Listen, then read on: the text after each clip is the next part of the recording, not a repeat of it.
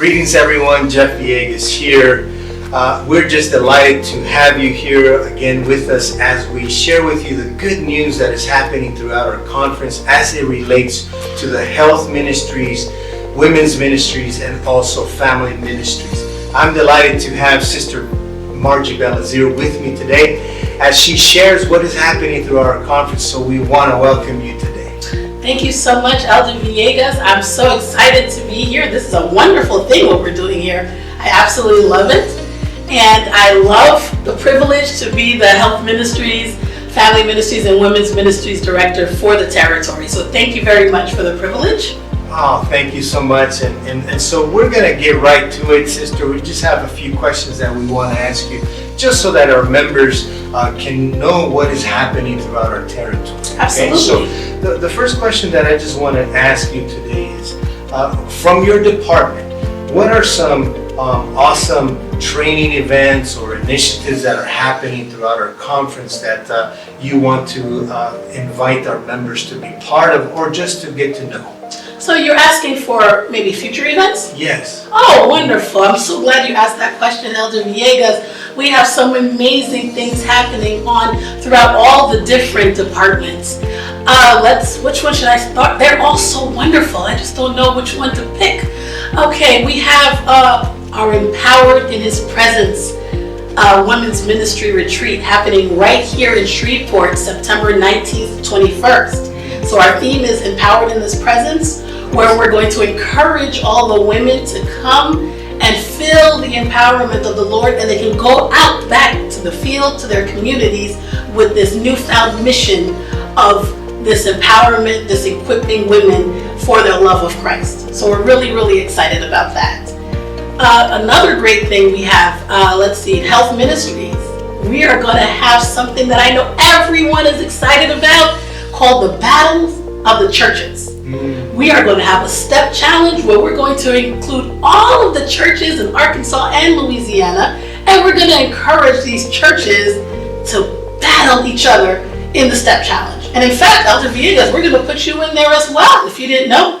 Is that right? And we are absolutely going to put you in there because we're going to try our best to beat the administrators. So we're going to put the three of you together. You're going to have to step as many steps you can, and the rest of the members are going to try to beat you guys. It's going to be a great, fun, fantastic way to increase our physical activity. Well, I'm sure that it won't be too difficult to beat me because I spend most of the time on my chair. So. Yes, and we're going to encourage that so we can beat you as well. We're going to put you in a million meetings. That's excellent. Wow, that's exciting. I'm glad for that initiative that is happening because we want to motivate our members to be healthy. Yes. From all the different aspects, right? Not only physically, mentally, spiritually, but so I'm excited that this is happening. Yeah, we're very excited as well. And let me also mention how we're reviving our family ministries. We haven't had that in a while.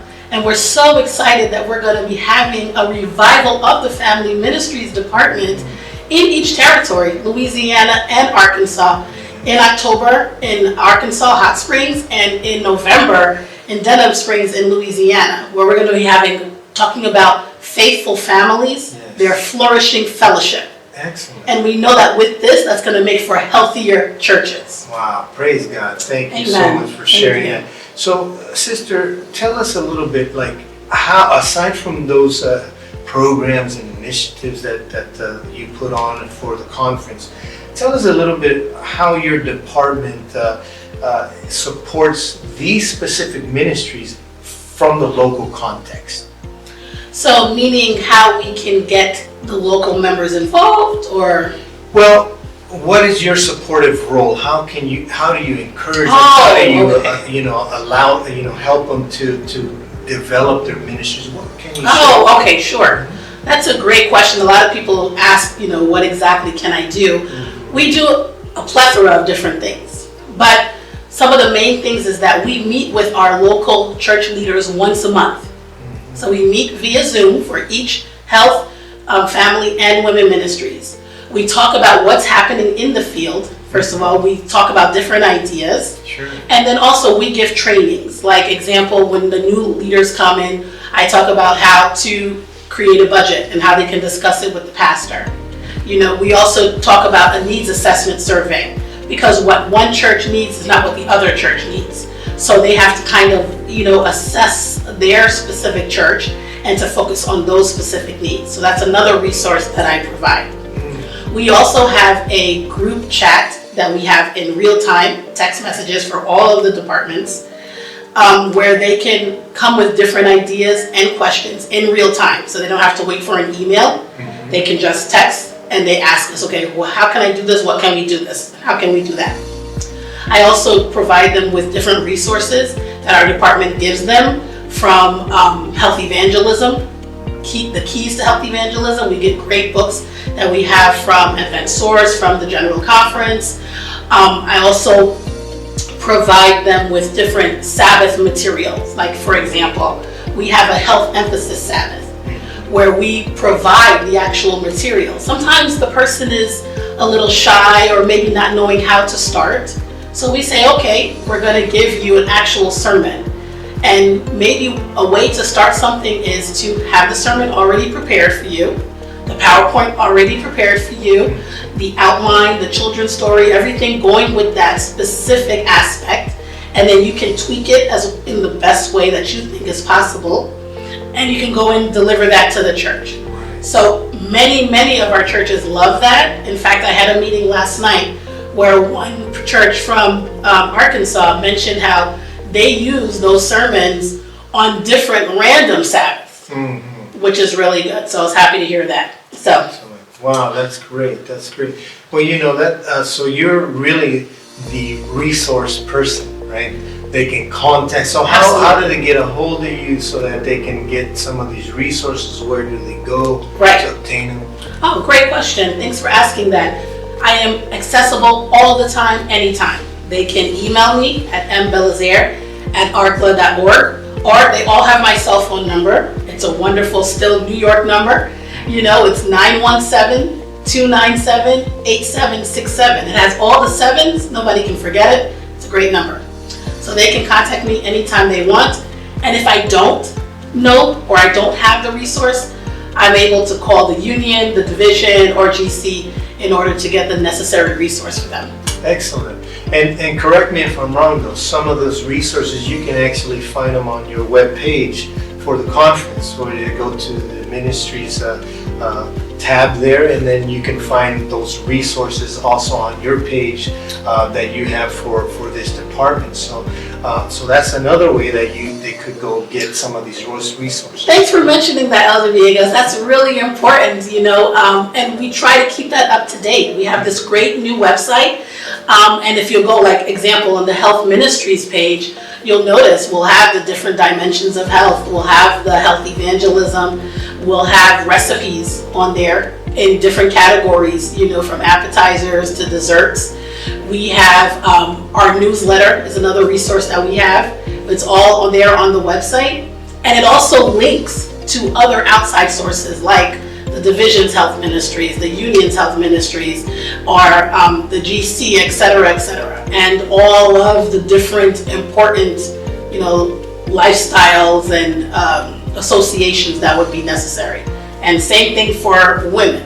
For example, we have End It Now, which is our abuse Sabbath, coming up on August 23rd for the Women's Ministry Department. So you can go on the website and you'll be able to click all the materials for that Sabbath and use it. And it's on elder abuse this year, so we're really excited about that. Excellent. So that's another way that you can get some of these resources. And so we invite you to go to the webpage. Again, same address, but you can obtain all the materials there that Sister has talked about.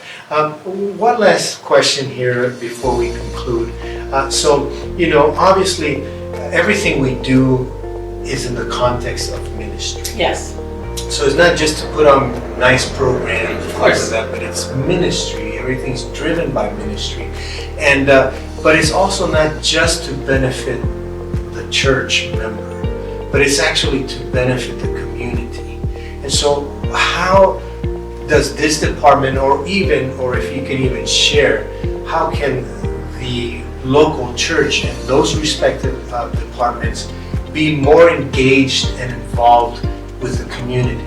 because sister, we're called to preach the gospel. Yes. And we're called to preach it in different forms, not just through preaching, but sometimes through health, through the programs that you put on for women, and I love the End It Now program, and then you also have for families as well. And we're living in a society that a lot of families are broken down, and so how can the churches be involved in the community, use these ministry tools, or how do you do it as well, so that it can benefit our community and hopefully in the process win many to the feet of Jesus Christ? Thank you for asking that question, an amazing question. And we believe that we are doing that because that's our mission, that's our goal.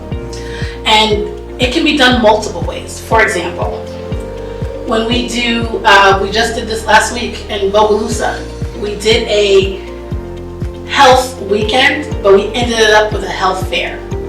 So sometimes in a non-threatening way, the person is more willing to come to a fair, sometimes initially, and then when they realize that, say, oh, what are you guys, who are you guys, they're more interested to come and later, learn about what we know and our truth and etc. So what we did, we had all the 8 laws of health, and the person was able to rotate through all in a very, very nice, cordial, one place they were doing blood pressure, another place we were talking about their health age in comparison with their actual age, and etc. And we had multiple different people, non-Adventists, who would come in, and it was like, oh, what's going on? And then later we said, oh, next month, if you're interested, we'll be having this seminar on, etc. XYZ. And they're saying, oh, okay, that's interesting. Oh, I think I want to come to that. So thank you very much. So that's one way we engage. Another way, like for example, we did a vegan cooking class in March. And we told the churches to invite the community just to learn how different ways of cooking. And we had a church in Lafayette, for example. They had non-members who would just come and say, what is this? They advertised it and they said, just come and learn healthy cooking. People came, they were able to learn how to do this dish, and then just by talking and mingling with the people, they were interested in saying, oh, what do you guys do? When do you guys meet? You're in church? Oh, you worship on Sabbath? Oh. And that continues that way. We're gonna end our step challenge with the 5K. We talked about this yesterday. We want to encourage everyone to invite a friend. Yes. Invite a friend to walk the 5K with you or run the 5K, just in different ways. Just by that, you're evangelizing, you're talking to them, letting them know in a very it's not threatening for them. Sure. Yeah, so same thing with, we're inviting the community for the abuse Sabbath. Don't be afraid, just come and engage with us and talk about it. And that's when people pour out their hearts. Sure. And that comes. So we have different initiatives that we're trying to engage with the community, not making them feel like, oh no, you have to come here and like you have to believe what we believe right this second. No, we're very gradually just showing them how, we are kind people in all different aspects, and then we use these different initiatives. Excellent. Wow, that's exciting. Thank you for sharing that. Thank you for asking. Yeah, absolutely. So again, friends, we just wanted to share a little bit of what is happening throughout our conference from the context of health ministries, women's ministries, and also our families ministries. Again, thank you for spending a little bit of your time with us. And remember that Jesus loves you, and that remember also that we're here to serve you all. And if we can do anything to help prosper your ministries in your local context, please don't hesitate to contact us here at the conference. So may God bless you until the next time. Greetings.